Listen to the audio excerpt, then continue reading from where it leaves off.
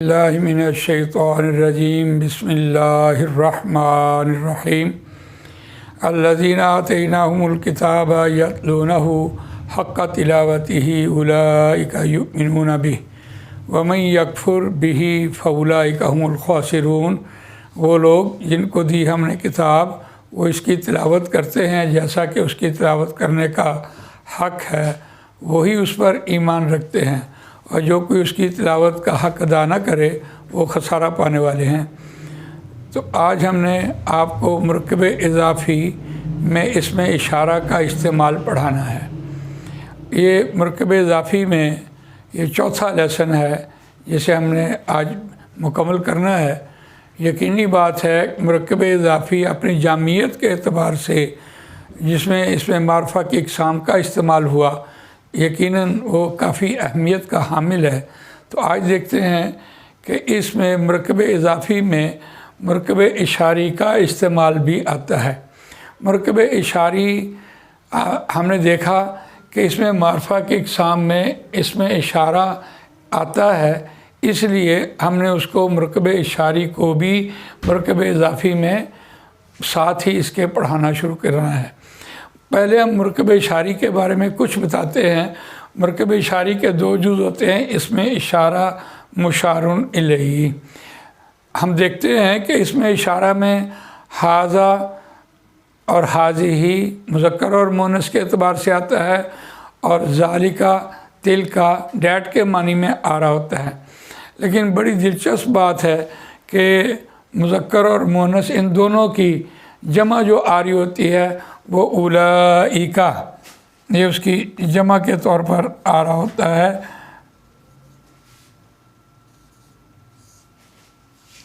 اولئک مرکب اشاری میں اس کے دو جز ہوتے ہیں، پہلا اس میں اشارہ ہوتا ہے، دوسرا مشار الیہ۔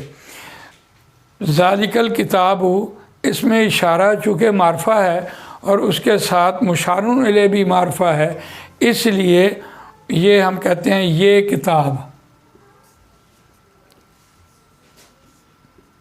اب یہ ہے تو مرکب ناقص کی قسم۔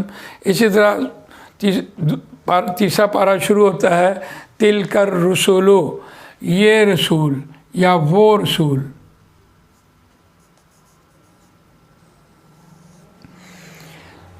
اس میں ایک بات سمجھنے کی ہے، وہ یہ سمجھنے کی ہے کہ عام طور پر قرآن مجید میں ذالک اہمیت کے اعتبار سے آ رہا ہوتا ہے، جیسے ہم کہتے ہیں ذالک الکتاب لا ریب فیہ۔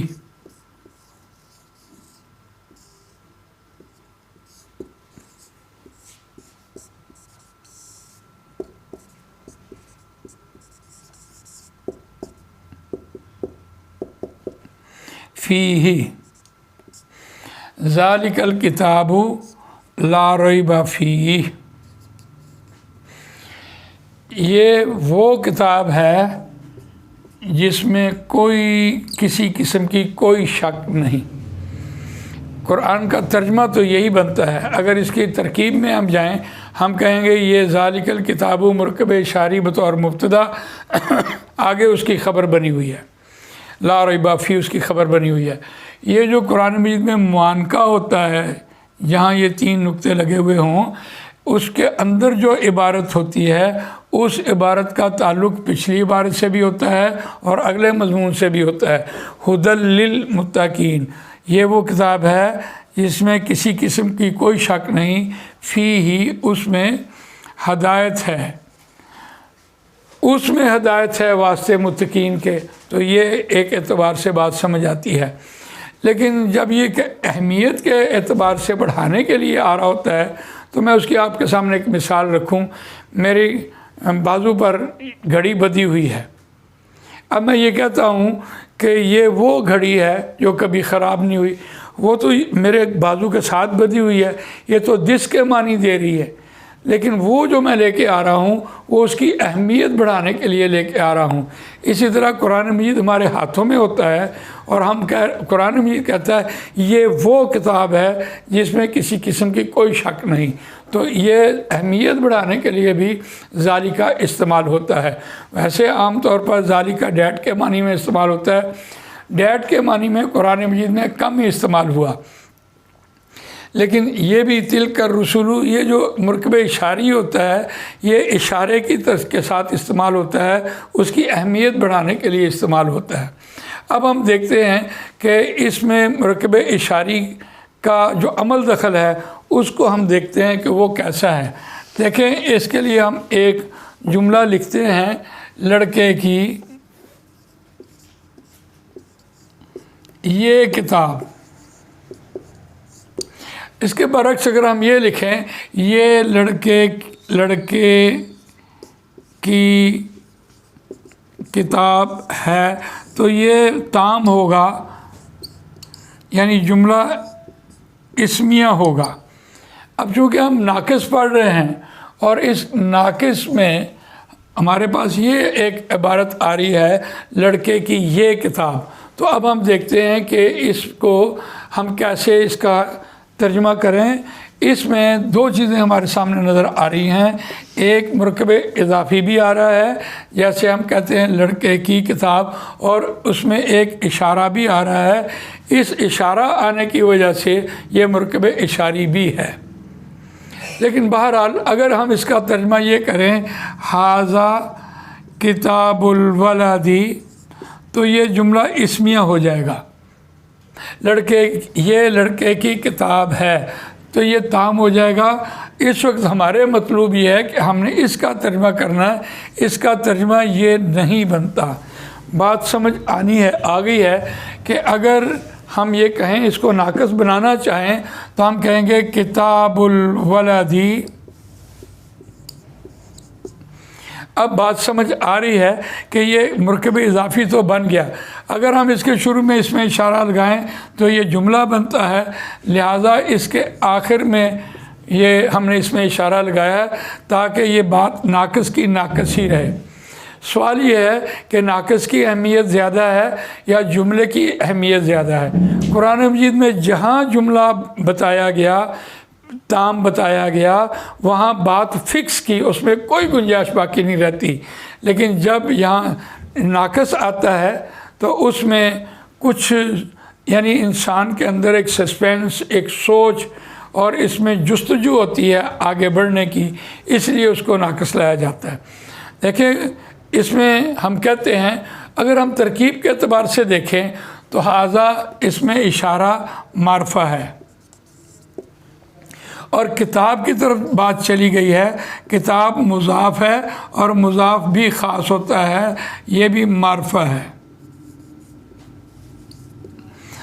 ہاں یہ بات اپنی جگہ پر درست ہے کہ الف لام سے الولدی جو ہے وہ بھی خاص ہے، تو ہم یہ قرآنی اسلوب کے اعتبار سے اس کو پڑھتے ہیں تو قرآن سے اس کا استدلال کرتے ہیں کہ اس میں اشارہ جو ہے کیا یہ اس کی طرف چلا گیا یا اس میں اشارہ اس کی طرف چلا گیا۔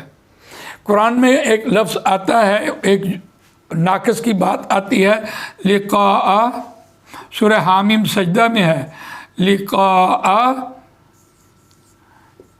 یومکم ھذا۔ اب اس کی ترتیب کو ہم دیکھیں تو جیسے ہم نے کہا کہ لڑکے کی کتاب، کتاب الولدی، لڑکے کی بات ہم نے لڑکے سے شروع کی ہے، لہٰذا اس میں بھی ہم ضمیر سے بات شروع کریں گے۔ تو قرآن مجید کی روح سے تم اپنی، اب ضمیر جب کسی اسم کے ساتھ آ رہی تھی تو پھر ہم اس کا ترجمہ اس اعتبار سے کر رہے تھے تمہاری نہیں بلکہ تم اپنی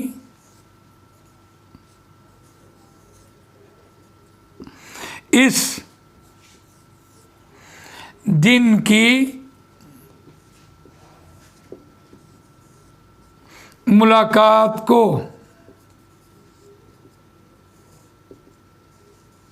کو جو ہے وہ حالت مفعولی سے آیا، لقاء ملاقات کے معنی دے رہا ہوتا ہے، اور دن کی جو ہے یوم سے آیا، اور یہ مرکب اضافی بنا، اور حاضہ اس کے بعد میں لے کے اس کو اب جملے میں لے کے آئے، پیچھے اس کے فعل لگا، تب وہ لقاء زبر سے آ رہا تھا، تم اپنی اس دن کی ملاقات کو بھول گئے۔ اب یہ قرآن مجید سے استدلال دیکھیں تو ہمیں بات یہ سمجھ آ رہی ہے کہ حاضہ کا تعلق کتاب کی طرف چلا گیا ہے۔ حاضہ کا تعلق اس ضمیر کے ساتھ یعنی لڑکے کی جگہ پر نہیں آیا۔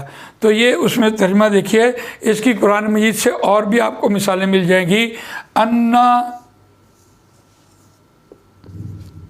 انا لکی حاضہ، حضرت مریم علیہ السلام سے حضرت زکریا علیہ السلام نے پوچھا کہ یہ جو پھل آپ کے پاس آئے ہیں وہ کہاں سے آئے ہیں؟ تو یہ قرآن مجید کہتا ہے لکی حاضہ، انا کیوں کر، لکی اے مریم واسطے تیرے، حاضہ یہ سب کچھ کہاں سے آیا ہے۔ تو دیکھیے اس کا اسلوب بھی وہی ہے۔ اب ہم دیکھتے ہیں کہ قاعدہ کیا بنا۔ قاعدہ یہ بنا کہ اگر مشار الیہ کوئی مرکب ہو تو اس میں اشارہ اس کے شروع کی بجائے اس میں آخر میں لایا جاتا ہے۔ قرآن کی ان دو مثالوں سے یہ بات واضح ہو چکی ہے۔ تو اس اعتبار سے آج ہم نے مرکب اضافی میں اس میں اشارہ کا استعمال آپ کے سامنے رکھا۔ اگر کوئی بات وضاحت کے اعتبار سے یا سمجھ نہ آئی ہو تو آپ کو یہ ایک چانس بھی ہے کہ آپ وائس میسیج سے یہ بات پوچھ سکتے ہیں۔ تفسیر القرآن قاری حبیب الرحمن، یہ آپ اس کو اس چینل سے آپ دیکھیے۔ اللہ تعالیٰ مجھے اور آپ کو قرآن مجید پڑھنے، سمجھنے، اس پر عمل کرنے، اس کو دوسروں تک پہنچانے کی توفیق عطا فرمائے۔ سبحانک اللہم و بحمدک، نشہد ان لا الہ الا انت، نستغفرک و نتوب الیک۔ جزاک اللہ۔